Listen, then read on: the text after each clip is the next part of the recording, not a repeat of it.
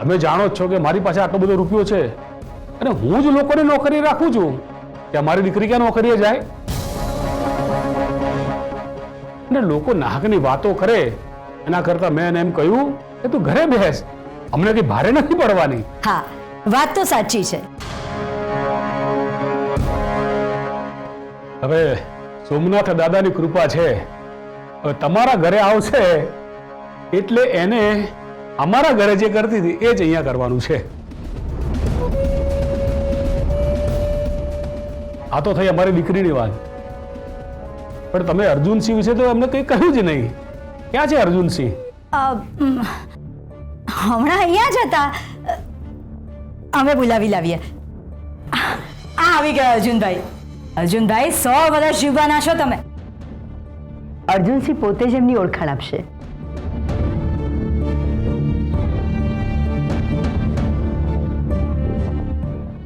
જય સોમનાથ અર્જુનસિંહ. જય સોમનાથ.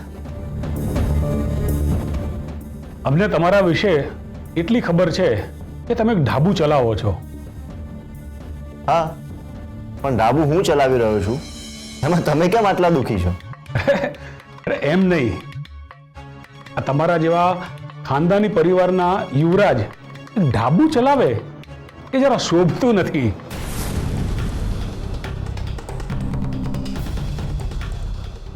તમારે ઢાબુ બંધ કરીને 7 સ્ટાર હોટલ ચાલુ કરવી જોઈએ, અને જરૂર પડશે તો અમે મદદ કરીશું. બા કોણ છે આ?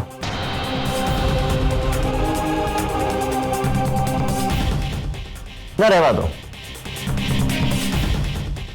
નામ જાણવામાં મને કોઈ ઇન્ટરેસ્ટ નથી. અંકલ, તમે જે ઢાબાની વાત કરી રહ્યા છો ને, એ મેં આપમેળે ઊભું કર્યું છે, બાપ મેળે નહીં. હા, અને જો તમારે અમારા ઢાબાની બ્રાન્ચ જોઈતી હોય તો મને કહેજો, આપણે ડિસ્કાઉન્ટ પર ડીલ ફાઇનલ કરીશું. ના ના, અમે તો અમારા ખાનદાનને શોભે એવો જ બિઝનેસ કરીએ છીએ. એક મિનિટ, અહીંયા બા બેઠા છે, ભાભી છે, મોટાભાઈ છે, તો પછી તમને મારી સાથે વાત કરવામાં જ કેમ આટલો બધો ઇન્ટરેસ્ટ છે? અરે આમ કેમ બોલો છો અર્જુનસિંહ? અહીંયા અમને આમંત્રણ આપવામાં આવ્યું છે. અંકલ એક મિનિટ. અર્જુનભાઈ એક મિનિટ આ બાજુ આવો, આપણે વાત કરીએ. વેદિકા ભાભી, તમે અર્જુનસિંહ, વેદિકા બહુ કહે છે ને કે પછી વાત કરીએ, તો એમનું માનો. અર્જુનસિંહ, તમે અમને કહો, તમારી પસંદ ના પસંદ, તમારું ઇન્વેસ્ટમેન્ટ, તમારા ભવિષ્યના કયા પ્લાનિંગ છે, અને ઢાબા સિવાય બીજા કયા કયા કામમાં તમને રસ છે? એક મિનિટ બા, હા, અમને આ બધું કેમ પૂછી રહ્યા છે? અર્જુનસિંહ, આ ચીમનલાલ છે અને આ એમના પત્ની હેમલતાબેન અને એમના દીકરી વૈષ્ણવી. એ તમારા માટે માંગુ લઈને આવ્યા છે.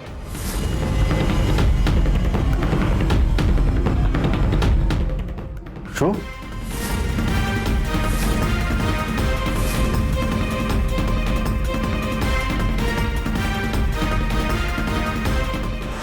એટલે હવે આવા સમયે તમને મનગમતું ખાવાનું બનાવી આપે, સૂંઠવાળી ચા બનાવી આપે, તમારી કોઈ કેર કરે, એવું કોઈ પોતાનું તો હોવું જોઈએ ને? બરાબર ને?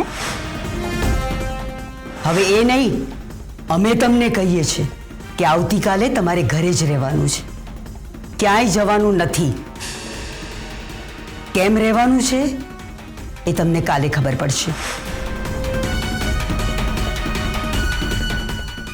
અંકલ, મને એકચ્યુઅલી ખબર નથી કે તમે આવવાના છો, તો મારે જરા કામ છે. જો મને ખબર હોત કે તમે લોકો આવવાના છો તો હું મારા બધા જ કામ બાજુ પર મૂકી દે. સોરી.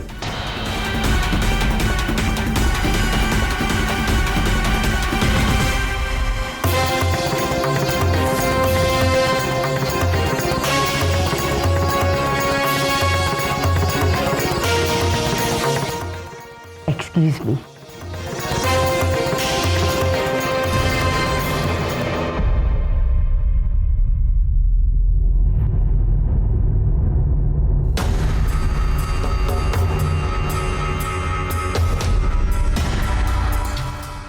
ગોપી, એક ગુનેગારને શોધવો પડે ને એવી રીતે મારે તને શોધવી પડી છે ગોપી. શું થઈ ગયું છે તને? કોઈની સાથે કોઈ કોન્ટેક્ટ જ નહીં, કોઈ કોલ નહીં, કોઈ મેસેજ નહીં. ચાલ તું મારા મેસેજના રિપ્લાય ના આપે, પણ એટલીસ્ટ અર્જુનભાઈના મેસેજનો રિપ્લાય તો આપ. ગોપી તું ચાલ મારી સાથે. કેસર, કામ છે મારે. એક ઝાપટ મારીશ ને. ગોપી, તારા માટે માણસ કરતા કામ ક્યારથી મહત્વનું થઈ ગયું? હા, તે અર્જુનભાઈ સાથે બધા કોન્ટેક્ટ તોડી દીધા છે. તેમની શું હાલત થઈ રહી છે ખબર છે તને?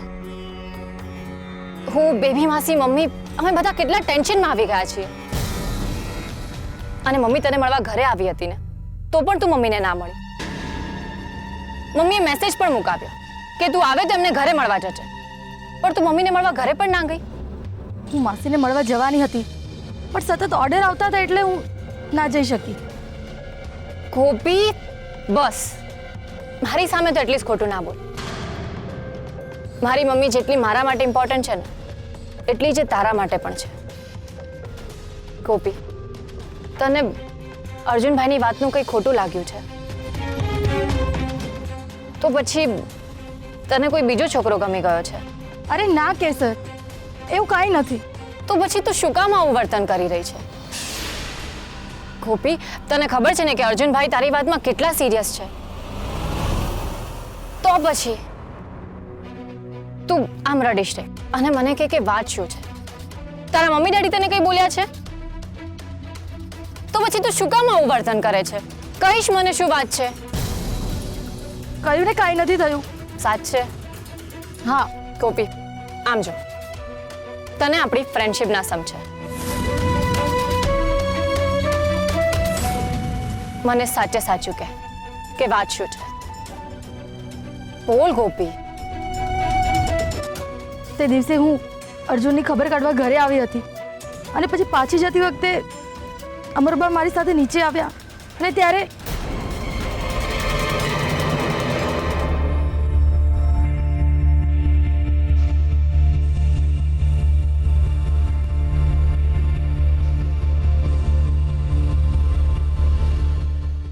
અર્જુન, ચાલો ચાલો નીચે આવો.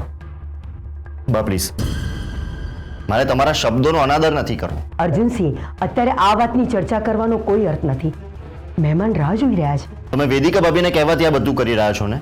તમને શું એમ લાગે છે કે અમે એવું કરીશું? પ્લીઝ અર્જુન, તમે જરા શાંત થઈ જાઓ.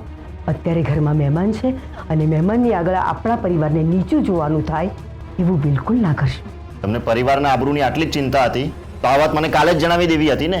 હું ત્યાં ને ત્યાં તમને મારો નિર્ણય જણાવી દેત. તમે મને અંધારામાં રાખીને છોકરીવાળાને અહીંયા બોલાવ્યા. પોતાના દીકરા સાથે આવી પોલિટિક્સ? અર્જુનસિંહ, માં પોતાના બાળકની સાથે પોલિટિક્સ કરે? તમે અમને નથી ઓળખતા? ઓળખે છીએ એટલે જ. અર્જુનસિંહ, નીચે મહેમાન છે.